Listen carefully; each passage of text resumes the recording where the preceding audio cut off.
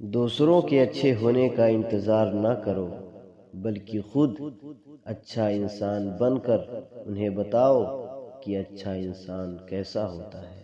لوگوں کو اپنی اچھائیاں بتا بتا کر ان کے ساتھ رہنے کی بھیک مت مانگو۔ اپنی کچھ برائیاں بتا کر دیکھو کون کون ساتھ چلتا ہے۔ ہارے ہوئے کی صلاح، جیتے ہوئے کا تجربہ اور ضمیر کی آواز انسان کو کبھی ہارنے نہیں دیتے۔ یہ عشق خودکشی کا دھندا ہے، اپنی ہی لاش ہے اور اپنا ہی کندھا ہے۔ کاش ان آنسوؤں کے ساتھ زندگی کے درد بھی بہہ جاتے۔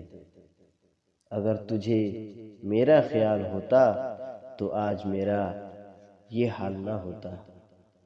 بہت خوبصورت ہوتے ہیں وہ لوگ جو وقت آنے پر اپنوں کو وقت دیتے ہیں۔ کسی کی قدر کرنی ہو تو جیتے جی کرو، مرنے کے بعد تو پرائے بھی رو لیتے ہیں۔ زندگی تب بہتر ہوتی ہے جب آپ خوش ہوتے ہیں، اور زندگی تب بہترین ہوتی ہے جب آپ کی وجہ سے کوئی دوسرا خوش ہوتا ہے۔ ان لوگوں سے مت ڈرو جو بدلہ لینا جانتے ہوں، بلکہ ان لوگوں سے ڈرو جو اپنا معاملہ اللہ پر چھوڑ دیتے ہوں۔ جسم کی چوٹ تو وقت کے ساتھ ٹھیک ہو جاتی ہے، مگر لفظوں اور رویوں کے زخم کبھی ٹھیک نہیں ہوتے۔ سچ بولنے سے انسان کو ذہنی پریشانیوں سے نجات ملتی ہے اور اس کا دل ہلکا ہو جاتا ہے۔ میں نے زندگی میں ایک ہی بات سیکھی ہے کہ انسان کو کوئی چیز نہیں ہرا سکتی جب تک وہ خود ہار نہیں مان لیتا۔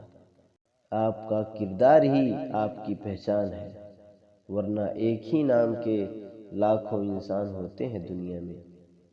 کوئی سفر بھی بے فائدہ نہیں ہوتا، منزل نہ بھی ملے تو راستے بہت کچھ سکھا دیتے ہیں۔